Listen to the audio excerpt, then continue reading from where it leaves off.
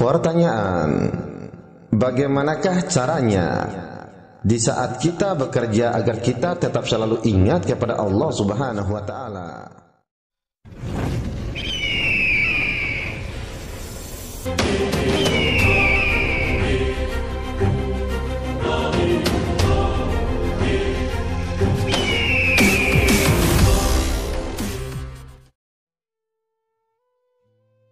Bismillahirrahmanirrahim. Assalamualaikum warahmatullahi wabarakatuh. Pada kesempatan kali ini aku ingin menyampaikan perbedaan seseorang yang merasakan tentang Tuhan dengan seseorang yang berpikir tentang Tuhan. Di sini kita akan menggunakan mulai dari pandangan mata kepala, mata akal, mata hati dan rasa. Ketahuilah, dalam kita merasakan kebesaran Tuhan, mata kepala sebagai muqaddimah atau pendahuluan untuk penglihatan selanjutnya.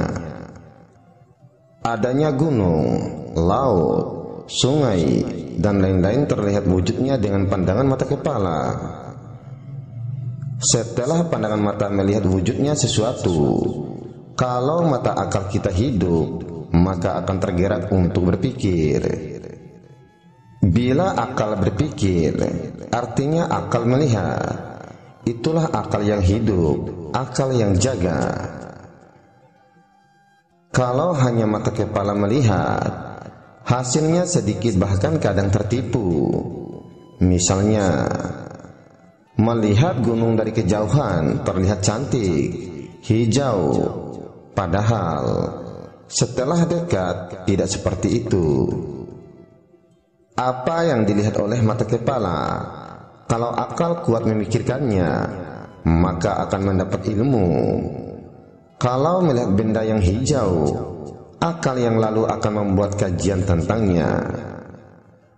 Tetapi yang lebih halus lagi adalah akal dapat melihat benda, bukan hanya sekedar yang lahiriah saja, bahkan jauh daripada itu. Itulah yang dapat dikaji oleh para orang arifin billah. Allah berfirman di dalam Al-Quran surat Ali Imran ayat 190 yang artinya, sesungguhnya dalam penciptaan langit dan bumi dan silih bergantinya malam dan siang terdapat tanda-tanda bagi orang-orang yang berakal. Sebab karena itulah bila akal bertambah tajam, makin banyak rahasia alam yang dia dapatkan. Akal itu berperan penting pada kehidupan kita, dan itu pula yang membedakan kita dengan makhluk-makhluk lain. Hewan ada jasad dan ruhani, tetapi hewan itu tidak memiliki akal seperti kita.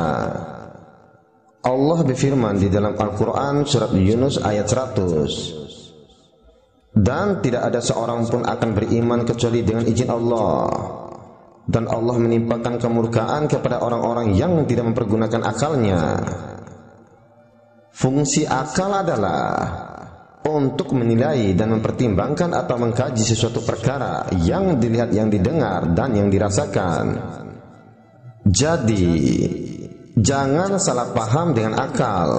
Ingatlah, yang menjadikan akal itu salah dan disalahkan karena akal itu kurang ilmu pengetahuannya.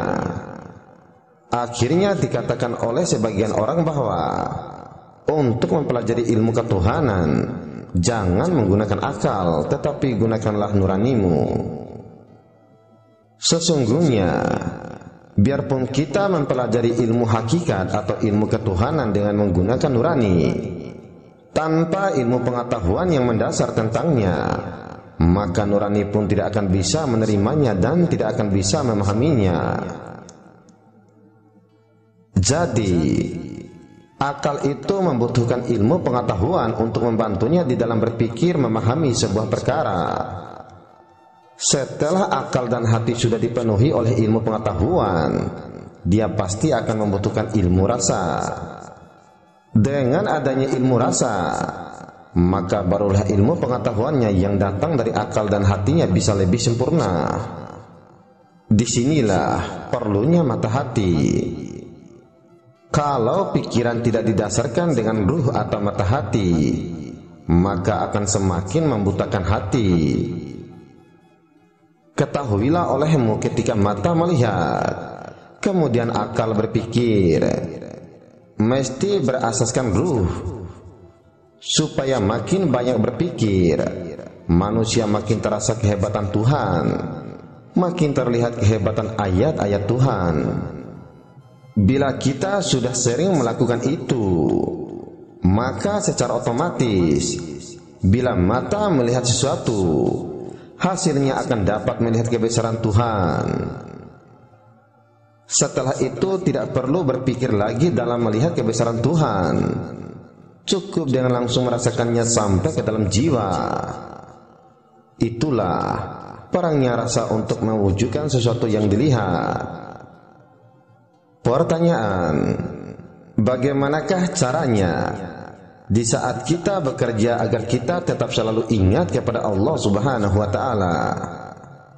Jawab, kalau pengaruh kebesaran Allah sudah sangat terasa ke dalam jiwa kita, maka kita berbuat apa saja akan selalu bisa ingat kepada Allah Subhanahu wa Ta'ala.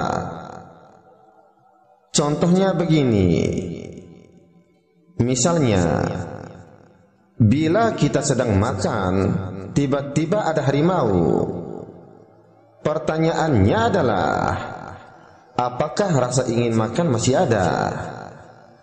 Jawab, tentu rasa takut dengan harimau lebih besar mempengaruhi jiwa kita daripada rasa ingin makan. Contoh lain, bila kita sayang dengan anak bungsu, tiba-tiba dipisahkan tentu akan terkenang selalu. Begitu juga sang anak, bila ibunya di rumah sakit, walaupun dia berada di rumah, tentu hatinya teringat dengan ibunya. Soal, apakah penyebabnya sehingga ingatan kita kepada Allah Subhanahu wa Ta'ala bisa menjadikan diri kita lupa untuk selalu mengingatnya? Jawab, kalau ingat Allah itu masih di akal, ketika kita berpikir hal lain, maka ingatan kepada Allah akan hilang. Sebab itulah Allah mesti dirasakan dengan hati, sehingga walaupun akal berpikir, hati kita akan selalu terkenang dengan Allah Subhanahu wa Ta'ala. Ketahuilah olehmu, orang yang sudah mabuk dengan Allah, walaupun dia tertidur sekalipun, dia pasti akan masih terbawa rasa bertuhan.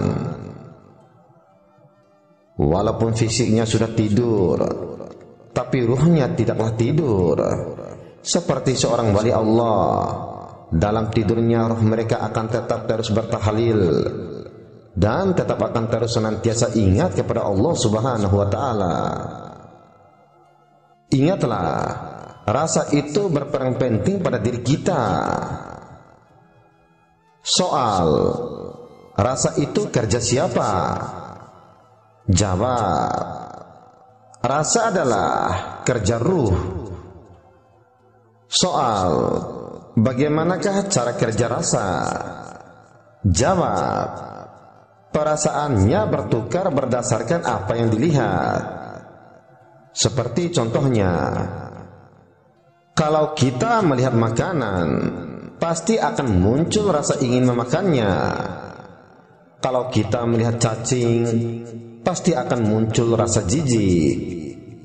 Kalau kita melihat harimau, pasti akan muncul rasa takut. Begitulah cara kerja rasa. Dia selalu datang silih berganti atau selalu berubah-ubah. Begitu jugalah dengan rasa bertuhan. Kalau kita tidak kenal Tuhan, akan sukar untuk menimbulkan rasa bertuhan.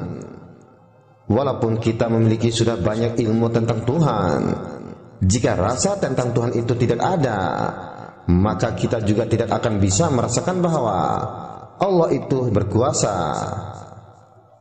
Tetapi kalau kita tahu bahwa Tuhan itu berkuasa dan kita memahami bagaimana kekuasaan Tuhan itu sendiri, barulah sedikit banyak kita sudah merasakan Tuhan itu berkuasa. Dia berkuasa untuk memberi ilmu. Dia berkuasa atas semua apa yang ada di langit dan di bumi dan lain-lain. Akal tahu Tuhan itu Maha Pengasih, rasanya akan menjadi bahagia. Jika akal tahu Tuhan Maha Pemberi dan hatinya akan ikut meyakininya, maka akan terlahirlah rasa bersyukurnya kepada Allah Subhanahu wa Ta'ala.